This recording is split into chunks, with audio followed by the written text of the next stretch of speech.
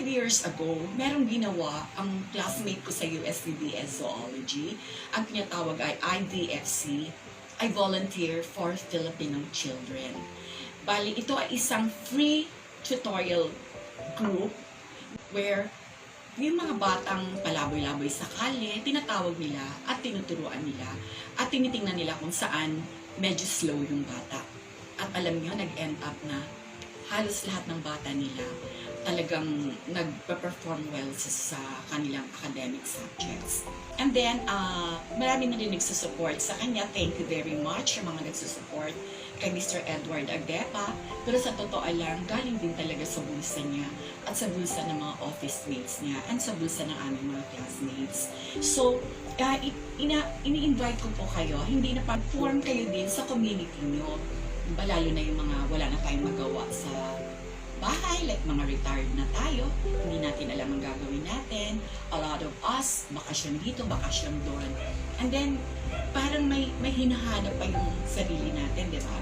At ito yung best na gagawin natin. Not necessarily na tayo yung mag-tutor sa mga bata. We can provide the managerial part of it, where kukuha tayo ng mga parents na kahit high school graduate or elementary graduate na makakapagturo na sila ng mga tuntunin ng mga subjects ng mga bata sa elementary. Di ba ang ganda po na ganun po tayo sa community ngayon, nagtutulungan na po tayo lahat. Medyo nakita niyo po, nagbabago na po ang humanity niya, sabi natin. So marami na mga ganitong mga bagay. So ito lang po ay para sa mga hindi maka-afford magbayad ng tutorial.